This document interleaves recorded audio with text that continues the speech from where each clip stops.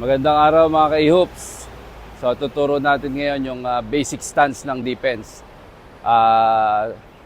Kailangan proper ang stance natin para makadepensa tayo, of course. So basically, bend your knees.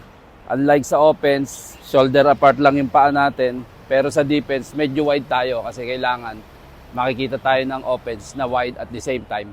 Mas madali tayong mag-stop kung wide tayo. Then ang arms natin, kung sa offense, naka-ready to catch tayo ng bola. So sa defense, nakaparallel yung kamay natin sa floor, nakaparallel yung palm natin sa floor para mag-contest ng direction ng opensa. Okay, so basic defensive stance is nakaganito tayo. Ito yung forma natin, slightly bend your knees, yung paa natin mas wide sa shoulder, then nakaparallel yung arms natin sa floor. So basic defense, basic stance, ito yung forma natin. Okay?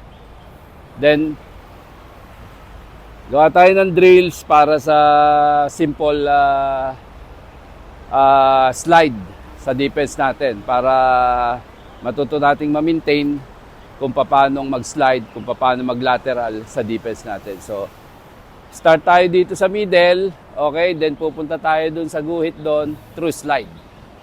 Okay, so mabagal lang muna tayo para matuto lang tayo ng proper stance ng defense. So start from this.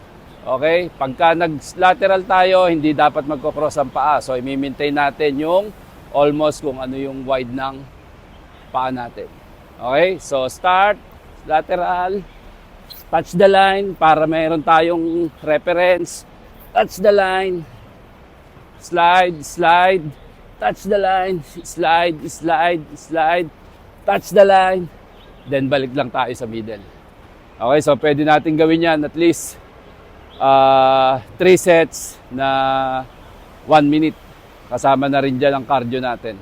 Okay, then pwede natin dagdagan siya, susunod, or kung kayang-kaya pa natin, okay, slide diagonal na tayo. Ito kasi straight lang yung ginawa natin. So, pwede tayo mag-start dun sa corner ng gilid. Then, same thing, yung paa natin, maintain natin na hindi nagko-cross. Start, slide, slide. Okay, pivot, slide, slide, slide, slide. Change direction, slide, slide, slide. Change direction, slide, slide, slide. Then, tapos tayo dito.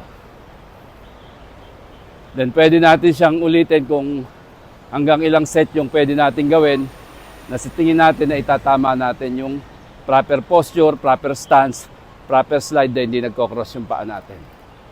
Okay, kung natuto tayo mga ka-hoops, kindly share o kung ano pa yung gusto natin topic na pag-usapan, comment lang para matopic natin at matuto pa tayo ng mga ibang gusto nating matutunan sa basketball skills, offense and defense.